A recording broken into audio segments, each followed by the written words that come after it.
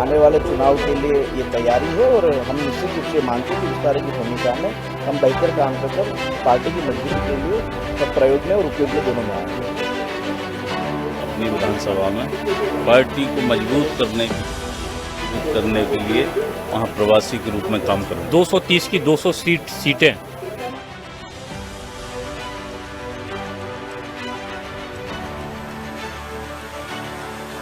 प्रदेश में बीजेपी को विजयश्री दिलाने के लिए केंद्रीय नेतृत्व ने एमपी में बाहरी विधायकों की फौज उतार दी है। ये सभी विधायक प्रदेश की 230 सीटों पर रिपोर्ट तैयार करेंगे, लेकिन मैदान में उतरने से पहले सभी विधायकों को ट्रेनिंग दी गई। इन विधायकों को उत्तर प्रदेश, बिहार, गुजरात और महाराष्ट्र से बुलाया गया है। बीजेपी अपनी इस रणनीति को चुनाव के लिहाज से बेहद ही महत्वपूर्ण मान रही है, क्योंकि एक तरफ ये बाहरी विधायक बीजेपी के गढ़वाली सीट पर कैसा माहौल है ये जानेंगे, तो वहीं उन सीटों पर जाकर जीत का फॉर्मूला तैयार करेंगे जहां कांग्रेस का कब्जा है। बाहरी विधायक कांग्रेस नेताओं की कमजोरी और उनकी ताकत को भी मापेंगे और उस हिसाब से बीजेपी को रणनीति तैयार करने की सलाह देंगे। यानी बीजेपी की कोशिश इन विधायकों के सहारे कांग्रेस के किलों को भी ढहाने की है। भारतीय जनता पार्टी पूरी ताकत से चुनाव के मैदान में उतर रही है और जो हमारे विधायक मित्र आए हैं वो अलग अलग विधानसभाओं में जनता के बीच और कार्यकर्ताओं के बीच जाएंगे। उससे हमारे चुनाव अभियान को निश्चित तौर पर और बहुत गति मिलेगी। 20 अगस्त यानी रविवार से बाहरी विधायक सभी सीटों पर सर्वे शुरू कर देंगे। अब कांग्रेस के पास बीजेपी की तरह कोई रणनीति है या नहीं, अभी तक ये साफ नहीं है। क्या कांग्रेस भी बीजेपी की तरह उनके गढ़वाली सीटों पर कोई रिपोर्ट तैयार कर रही है या करेगी, ये बड़ा सवाल बना हुआ है। बीजेपी तो बाहरी विधायकों को उतार कर कांग्रेस के गढ़ों में सेंध लगाने का खाका खींचने जा रही है।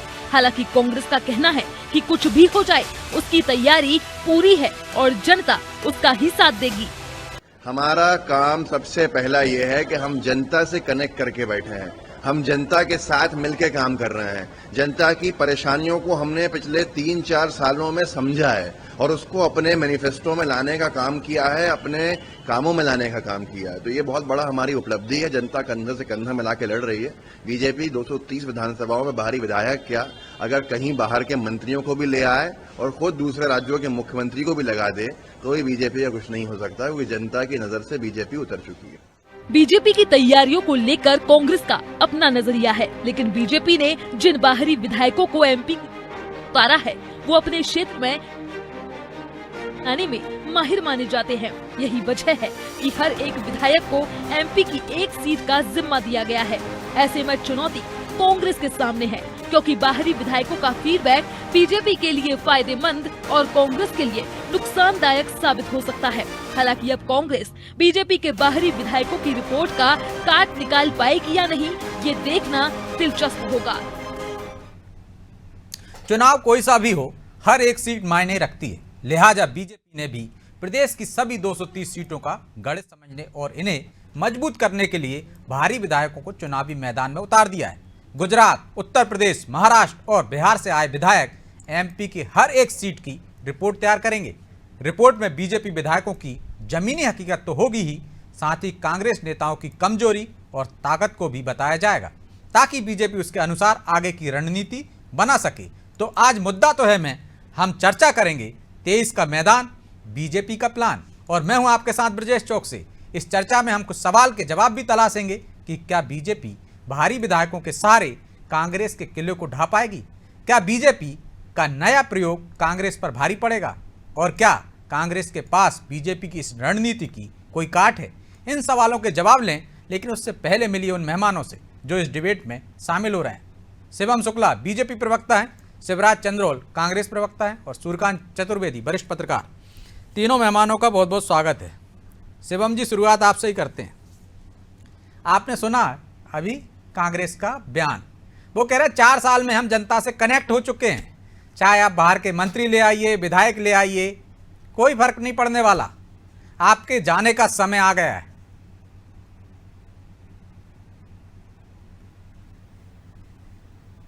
शिवम जी, आपकी आवाज नहीं आ रही।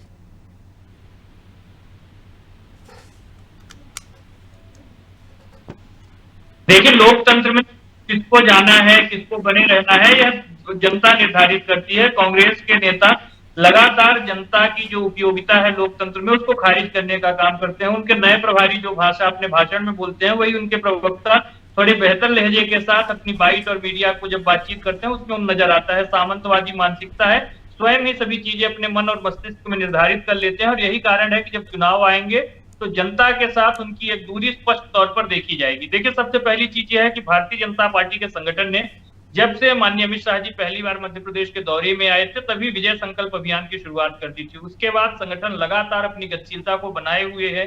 संगठन के स्तर पर बूथ मंडल स्तर से लेकर के प्रदेश और राष्ट्रीय स्तर तक की हमारी टीम लगातार कार्य कर रही है और मध्य प्रदेश में किस प्रकार से एक ऐतिहासिक जनादेश के साथ हम पुनः सत्ता में लौटेंगे। लेकिन शिवम जी, बाहर के विधायकों की क्या जरूरत पड़ी? मध्य प्रदेश का आपका सबसे बड़ा मजबूत संगठन है, क्या भरोसा नहीं है? या जो आपके मध्य प्रदेश के पदाधिकारी हैं, विधायक हैं, नेता हैं, जिले से लेकर मंडल तक का जो आपकी टीम है वो सही रिपोर्ट नहीं दे रही थी शायद? देखिए, सबसे पहली चीज तो यह है कि भारतीय जनता पार्टी का इतिहास रहा है राजनीति में इस प्रकार के अभिनव प्रयोग करने का और हमारे प्रयोगों के माध्यम से ही हमने जो लगातार संगठन में अपने नए नए बदलाव किए उसी के परिणाम स्वरूप इतने वर्षों तक हमारी सत्ता थी। कई हमारे विपक्षी राजनीतिक दल भी हमारे सांगठनिक कौशल को, हमारे कार्यकर्ताओं के उत्साह की सराहना करते हुए आपको लगातार नजर आएंगे।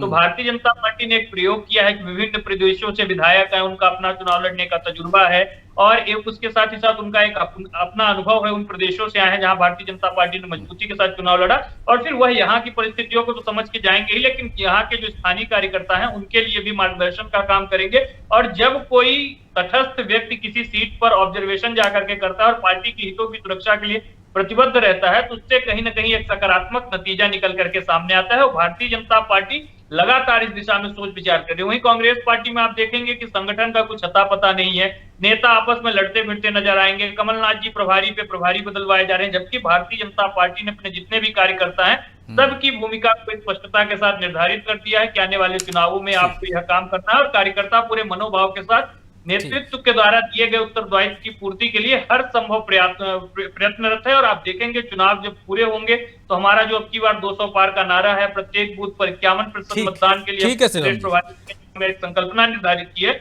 उस दिशा में बहुत तेजी के साथ आगे बढ़ेंगे। तो शिवराज जी, बीजेपी प्रयोग धर्मी है, शिवम जी कह रहे हैं लगातार नए नए प्रयोग करती रहती है और अब तक जो भी रणनीति का मामला हो, चाहे उम्मीदवारों के चयन का, घोषणा का मामला हो, आपको पटकनी देती रही है। ऐसा ना हो कि उनको सह की आदत लग जाए और आपको मात की आगे भी मात ना दे दे। शिवराज जी को आवाज नहीं जा रही, देखिए शिवराज जी, आप मुझे सुन पा रहे हैं?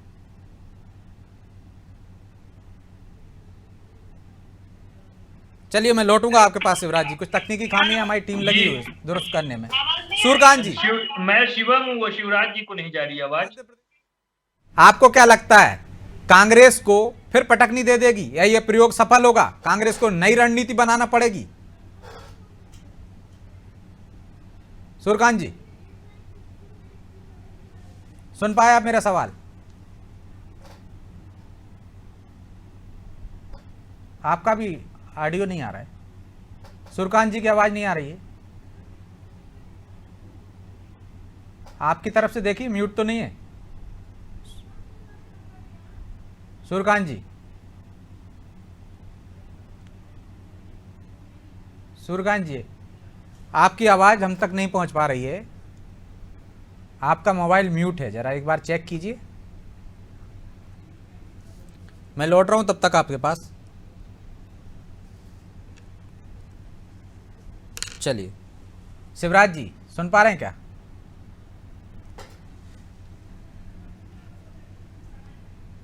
शिवम जी चलिए, आप तक मेरी आवाज पहुंच रही है? आज आपका दिन अच्छा है, ज्यादा समय मिल जाएगा आपको। आप कह रहे हैं कि बीजेपी की रणनीति अच्छी है, आपने कहा कि प्रयोग करती रहती है, तो कांग्रेस जो मैदान में उतर रही है, आपको क्या जरूरत पड़ रही है कि कांग्रेस के नेताओं की भी, कांग्रेस के विधायकों के भी आप रिपोर्ट कार्ड तैयार कर रहे हैं?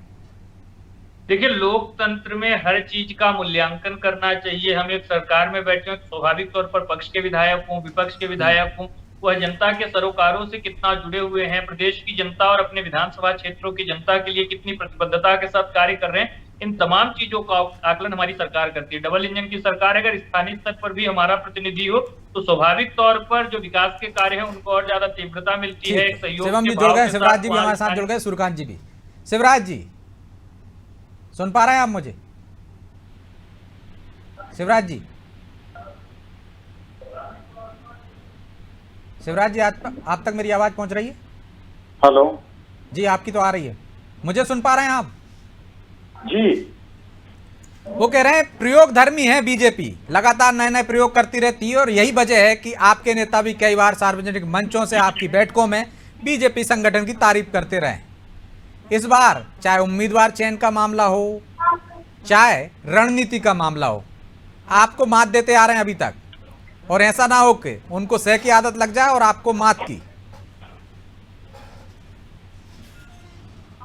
देखिए ब्रजेश जी, बोलिए बोलिए शिवराज जी, आपकी आवाज आ रही है?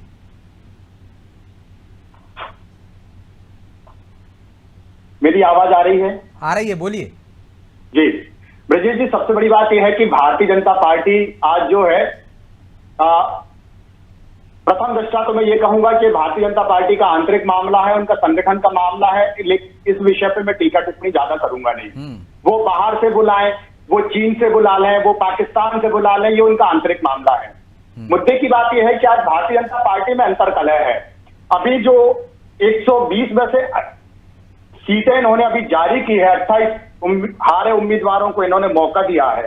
बहुत सारी बातें हैं और इसमें जो परिवारवाद फूटकर सामने आया है, अभी जो सीटें इन्होंने डिक्लेयर की उसमें परिवारवाद फूट के आया है, पहली बात। जब कांग्रेस का कोई नेता और प्रवक्ता परिवारवाद की बात करता है ना शिवराज जी, तो बड़ी हंसी आती है।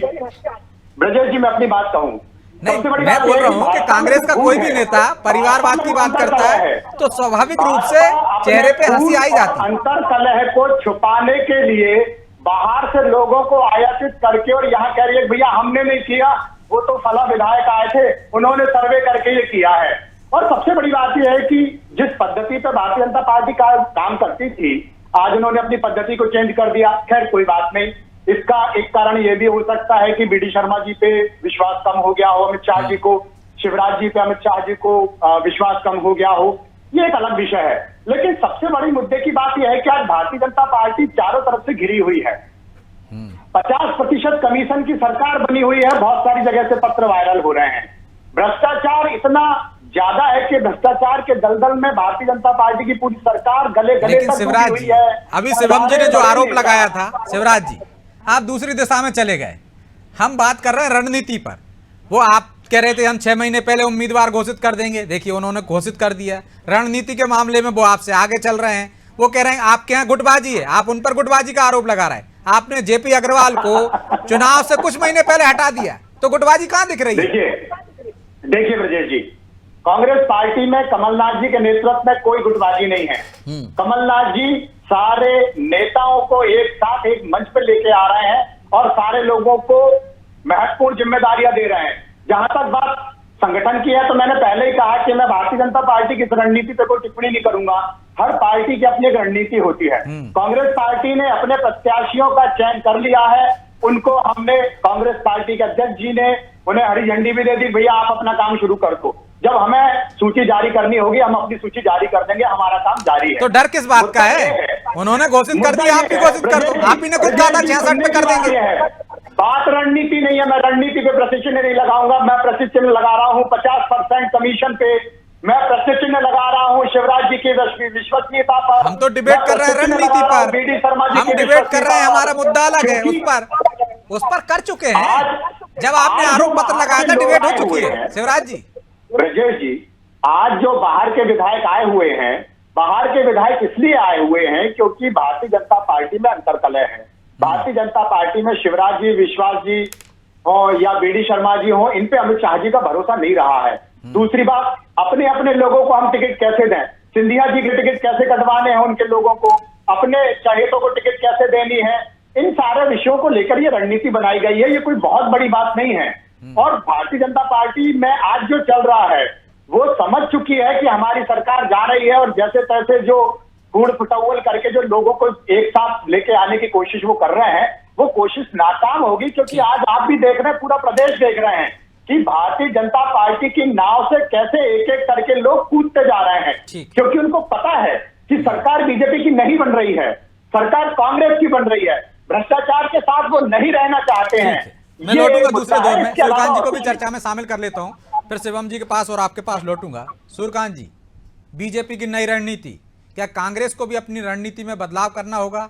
और जो भारी विधायकों को लाया गया है उनको, और जो उम्मीदवार हैं उनको ट्रेनिंग दी जा रही है, इससे क्या बीजेपी कांग्रेस के किलों में सेंध लगा पाएगी?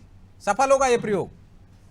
देखिए, निश्चित रूप से आप मानकर चलिए कि भारतीय जनता पार्टी ने जो 2 तरह के अभी कदम उठाए हैं, उससे कहीं ना कहीं कांग्रेस को अपनी रणनीति बदलनी ही पड़ेगी। कांग्रेस ने पहले कहा था कि वह समय से पहले नगरीय निकाय चुनाव की तरह अपने प्रत्याशियों की घोषणा कर देगी, जिससे उन्हें अधिक से अधिक समय क्षेत्र में काम करने को मिले और वो जनता के बीच ज्यादा से ज्यादा सक्रिय रह सकें। लेकिन वो जहां इस पर मंथन का दौर उस पार्टी में चलता रहा, इधर भारतीय जनता पार्टी ने अचानक 29 उम्मीदवारों के नामों की घोषणा कर दी और वो 1-2 दिन में मैदानी स्तर पर भी सक्रिय हो जाएंगे और वो अपने इलाकों में जा भी चुके हैं। अब जहां तक बात रही दूसरे प्रदेशों के लोगों को लाने की, तो भारतीय जनता पार्टी हो, कांग्रेस हो, तमाम राजनीतिक दल जिनके अन्य प्रांतों में विधायक होते हैं या सांसद रहते हैं, उन्हें वो चुनाव के समय अपने संबंधित प्रदेशों में रणनीति के तहत भेजते हैं और उसके पीछे उनके कई बहुत सारे कारण होते हैं। कहीं उन्हें सियासी समीकरण साधने के हिसाब से भेजे जाते हैं, कहीं जातीय समीकरण साधने के हिसाब से भेजे जाता है, कहीं उन्हें चुनाव प्रबंधन का काम सौंपा जाता है, कई तरह के काम सौंपे जाते हैं। दिक्कत यह नहीं है, दिक्कत यह है कि कांग्रेस में भी यह परंपरा पुरानी है। आपने हमारे कांग्रेस प्रवक्ता जी को पता होगा कि जब कर्नाटक में चुनाव हुए तो उमंग सिंघार जी को यहाँ से भेजा गया और भी कई तमाम नेताओं को भेजा गया। ये तो सभी राजनीतिक दल करते हैं, लेकिन वो चुनाव के समय पे करते हैं, चुनाव के समय करते हैं। लेकिन पिछली बार अगर आपने देखा हो 2018 के चुनाव में भारतीय जनता पार्टी के चुनावी रणनीति में निश्चित रूप से कहीं ना कहीं खामियां रही होंगी, जिसकी वजह से वो लगातार चौथी बार सत्ता में नहीं आ पाए थे और उन्हें करीब 15 महीने के लिए सत्ता से बाहर होना पड़ा था। तो मुझे लगता है पार्टी अलकमान ने, भारतीय जनता पार्टी के रणनीतिकारों ने इससे सबक लेकर इस बार पहले से इस तरह के कदम उठाए कि कहीं ना कहीं कोई चूक ना रह जाए और जिससे कि फिर से 2018 की स्थिति बने। और मुझे लगता है यही वजह से उन्होंने बाहरी विधायकों को पहले से बुलाया, उन्हें ट्रेनिंग दी जा रही है और उनसे वास्तविक मैदानी स्थिति का आकलन किया जाएगा और उनसे यह भी पता लगाया जाएगा कि जो उनके विरोध में मुख्य विपक्षी दल है उसके प्रत्याशी की क्या, वो तो पूरा एक खाका है उनका, क्या क्या उनको पता लगाना है। शिवम जी, शिवराज जी आरोप लगा रहे हैं अंतरकलह है आपके यहाँ, बीडी शर्मा, शिवराज जी पर भरोसा नहीं है अमित शाह को, इसलिए अपनी टीम के लोगों को बुलाया है यहाँ पे और ये कोई बड़ी बात नहीं है वो कह रहे हैं। आपके यहाँ तो भगदड़ मची हुई है, नाव से कूद कूद कर जा रहे हैं लोग। देखिए, सबसे पहली चीज तो यह है कि शिवराज जी को यह बात समझने की आवश्यकता है। अभी वह बोल रहे थे कमलनाथ जी ने पूरे नेतृत्व को एकजुट किया है। कमलनाथ जी ने, जितने भी उनके स्थानीय नेता थे, जिन्होंने जब कमलनाथ जी दिल्ली में सत्ता की मलाई खा रहे थे, इसी कमरों में बैठ करके अपनी राजनीतिक रोटियों को सेक रहे थे, उस दौरान मध्य प्रदेश में शाश्वत प्रतिपक्ष की भूमिका का निर्वहन किया था, उनको घर बिठाने का काम किया है, चाहे वह सुरेश पचौरी हो, अजय सिंह हो, अरुण यादव हो या फिर युवा नेता जीतू पटवारी हो।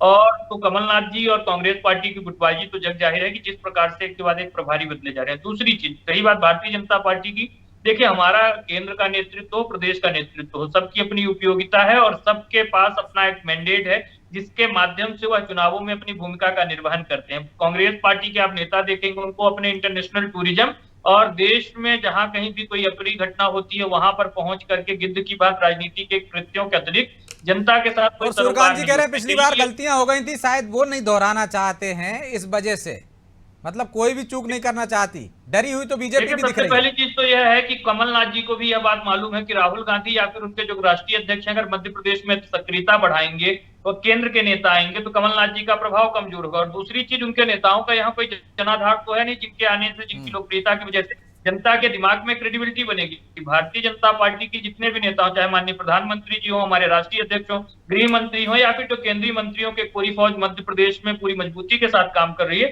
सभी का अपना एक जनता के बीच जनाधार है। एक छोटा सा कमेंट शिवराज जी से भी ले लूं, ठीक है? जिसके आधार पर सूर्यकांत जी भी कह रहे थे रणनीति बदलना पड़ेगी आपको। शिवराज जी, समय नहीं है, रणनीति बदलना पड़ेगी आपको। देखिए ब्रजेश जी, कांग्रेस पार्टी अपनी रणनीति के तहत काम कर रही है। हमारे बूथ से लेके सेक्टर मंडलम सारी हमारी तो यूनिट मार्केट में इकाई ये काम भी पे है कि लगी वो हुई आपके है। सुनील कानूगोलू हैं, वो भी चले गए, ऐसा तो नहीं है कुछ? नहीं, सारे शीर्ष नेतृत्व, हमारा शीर्ष नेतृत्व से सारे लोग रिश्वत लेते पकड़े गए हैं सुनील कानूगोलू की टीम के लोग। देखिए, ऐसी पूरे प्रदेश भर में खबर है कि इनकी जो एजेंसी यहाँ मध्य प्रदेश में काम कर रही है, उसके लोगों ने भी कांग्रेस की परंपरा को आत्मसात कर लिया है। आप पता करिएगा, जबलपुर में कुछ कर्मचारियों को हटाया गया है क्योंकि उन्होंने स्थानीय नेतृत्व के साथ साठगांठ करके आपको मैं एक बात बता दूं, जवाब कांग्रेस में थे। आरोप लगाने से पहले आप ये सोचिए कि जब आप कांग्रेस में थे आपने भी काम किया। आमतौर पर देखा जाता है कि इनके कार्यकर्ता और नेता तो भ्रष्ट हैं ही, लेकिन आज जो एजेंसी जिनके साथ जुड़ रही है उनके भी भ्रष्टाचार आ रहा है। कांग्रेस पार्टी आज पूरी तरीके से स्पष्ट कर चुकी है कि उसकी राजनीति के सब चलिए हम आपको चाहते हैं इस चर्चा को यहीं विराम देना होगा क्योंकि समय की एक बाध्यता है। आप तीनों मेहमानों का बहुत बहुत धन्यवाद। तो 23 के मैदान के लिए बीजेपी ने प्लान बना लिया है और प्लान पर अमल करती हुई दिख रही है। तो क्या कांग्रेस को रणनीति बदलना होगी? जो भारी विधायक आए हैं मध्य प्रदेश से, वो रिपोर्ट देंगे बीजेपी के विधायकों की, उम्मीदवारों की, साथ साथ में कांग्रेस के उम्मीदवार कौन हो सकते हैं संभावित, और जो मौजूदा विधायक हैं उनकी कमियां भी बताएंगे। तो इस रणनीति को एक बार क्या कांग्रेस को इस पर विचार करना होगा और अपनी रणनीति बदलना होगी, ये तो आने वाला समय बताएगा। फिलहाल मुद्दा तो है इतना ही। मुझे दीजिए इजाजत और आप देखते रहिए अनादि टीवी। नमस्कार।